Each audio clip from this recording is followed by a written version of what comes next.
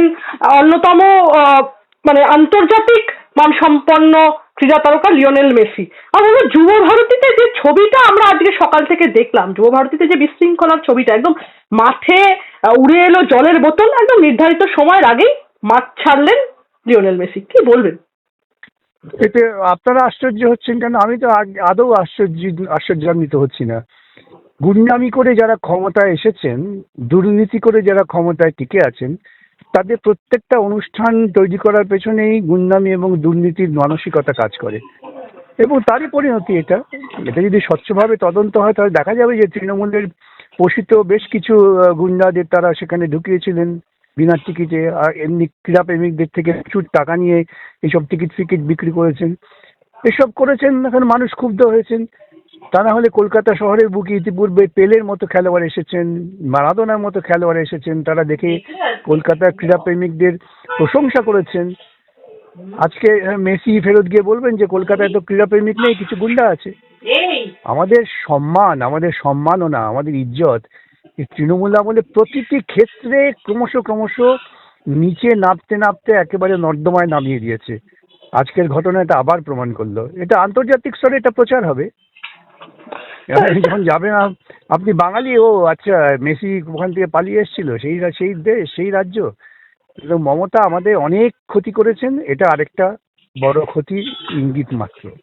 একদম স্যার, আমি আপনার কথার সূত্র ধরেই বলবো, মারাধোনা এসেছিলেন এখানে, তৎকালীন ক্রীড়ামন্ত্রী সুভাষ চক্রবর্তী যেভাবে ব্যাপারগুলো সামলেছিলেন, আজকের এই পরিস্থিতি দায়টা ঠিক কার? দায়টা এই রাজ্যের প্রশাসনের, ক্রীড়া প্রশাসনের, মুখ্যমন্ত্রী। এটা কি বলবো, দেখবেন তারা তাদের পোষিত গুন্ডা বাহিনীকে তারা এখানে নিয়ে এসেছেন, তাদের দিয়ে এইসব কাণ্ড করিয়েছেন। তা না হলে এইরকম এত বড় একটা আন্তর্জাতিক মানসম্পন্ন খেলোয়াড় কেনার জন্য কত কোটি টাকা তুলেছেন খোঁজ করুন। আজকাল তো টাকা ছাড়া বিজেপি তৃণমূলের কেউ কোনো কথা বলে না। দুটো দলই প্রতিযোগিতামূলক প্রতিদ্বন্দ্বিতার মধ্য থেকে টাকা তুলছেন বিভিন্ন জায়গা থেকে। এই টাকা তোলার প্রবণতা থেকে এটা হয়েছে। স্যার, আমি একদমই বলবো যে লক্ষ লক্ষ টাকা টিকিট কেটে সাধারণ মানুষ একদিকে মেসিকে দেখতেই পেলেন না, অন্যদিকে ভিভিআইপি সংস্কৃতি বজায় রাখতে গিয়ে কি সাধারণ দর্শকদের সঙ্গে কোথাও গিয়ে প্রতারণা করা হলো? বটেই তো, শুধু ভিভিআইপি না, ভিভিআই গুন্ডাপি। তৃণমূল যুব কংগ্রেসের যে পোষিত গুন্ডা বাহিনী আছেন, যারা বিভিন্ন এলাকার লোককে ভয় টয় দেখিয়ে তাদের নিয়ন্ত্রণ করেন, সেই বাহিনী এই সঙ্গে যুক্ত। তাদের পোষিত করতে হবে, তাদের লালন পালন করতে হবে, সেই জন্য পিসিমণির অনুমতি আছে, ভাইপোর অনুমতি আছে, সেনাপতি। পরিণতি এটা। স্যার, টিকিটের দাম নির্ধারণেও কি সরকারের কোনো নজরদারি ছিল না? সরকারের নজরদারি কিছুই ছিল না। সরকারের শুধু একটাই নজরদারি ছিল, চারিদিকে প্রচার করো, মমতা আসছেন, মেসির সঙ্গে মিট করবেন, মমতা আসছেন 700 ফিট মেসির কি আবরণ উন্মোচন করবেন, মমতা কত বড় ফুটবল খেলোয়াড়। এইসব করতে গিয়েই তো হয়। আমি বলি না যে চিন্তা চেতনায় যদি আপনার ঘাটতি থাকে তবে তার প্রতিফলন প্রতিটা কার্যক্ষেত্রেই হয়। স্যার, আমি বলবো যে এই বিশৃঙ্খলার জন্য কি আয়োজক সংস্থা শতদ্রু দত্ত নাকি প্রশাসন, কে দায়ী? সরকার কি স্পষ্ট করবে সেটা?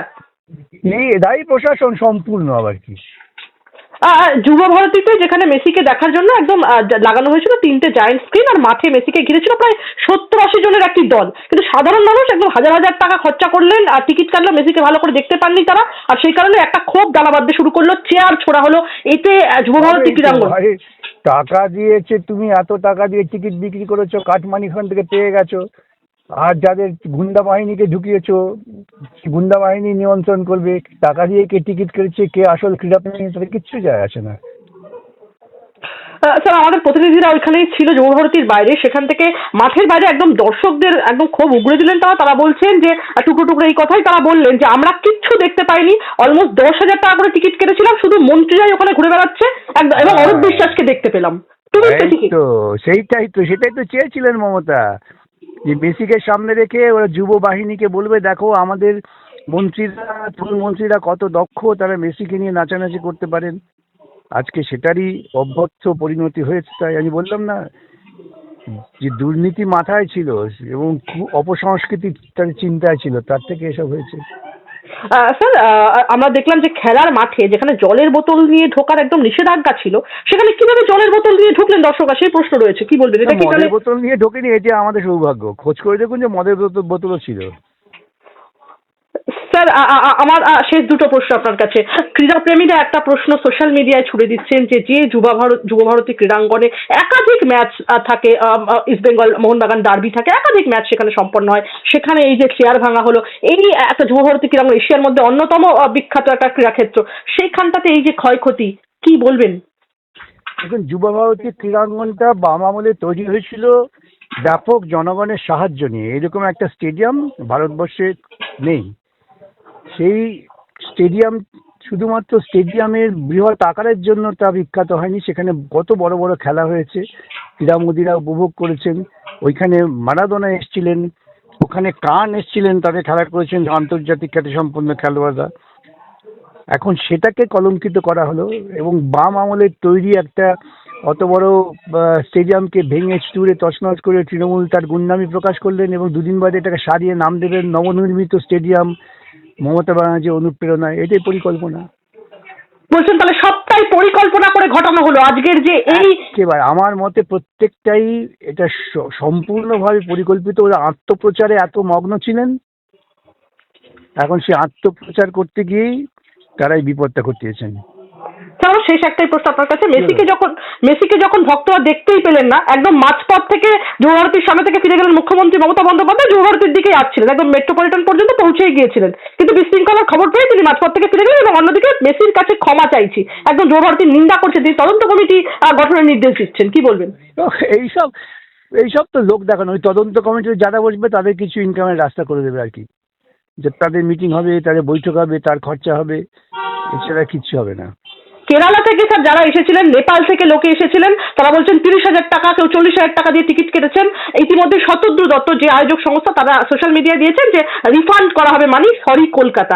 আদৌ কি রিফান্ড হবে এই টাকা? অনেকে বলছেন যে সরকার রীতিমতো ভোটের আগে টাকা তুললো, কি বলবেন?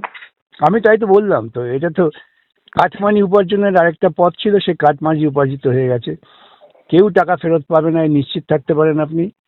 এই টাকা ফেরত দিয়ে নিয়ে আরেকটা ঘোটালা হবে, বলবে ঠিক আছে 30,000 টাকা আপনি টেরেসে ফেরত পাবেন, আমাকে 10,000 টাকা দিন। এ একটা আপাদমস্তক দুর্নীতিগ্রস্ত সরকার ক্ষমতায় থাকলে যা হয় তাই হয়েছে। মমতা বন্দ্যোপাধ্যায়ের ভূমিকা নিয়ে কি বলবেন সবশেষে? তিনি এই সব কিছুর জন্য দায়ী। তিনি কি জানতেন না যে তার গুন্ডা বাহিনী, তার ভাইপো এবং অরূপ এরা ঢোকাচ্ছে সেখানে? জানতেন। মুখ্যমন্ত্রী পদত্যাগ দাবি করছেন স্যার অনেকে, আপনিও কি তাই করছেন?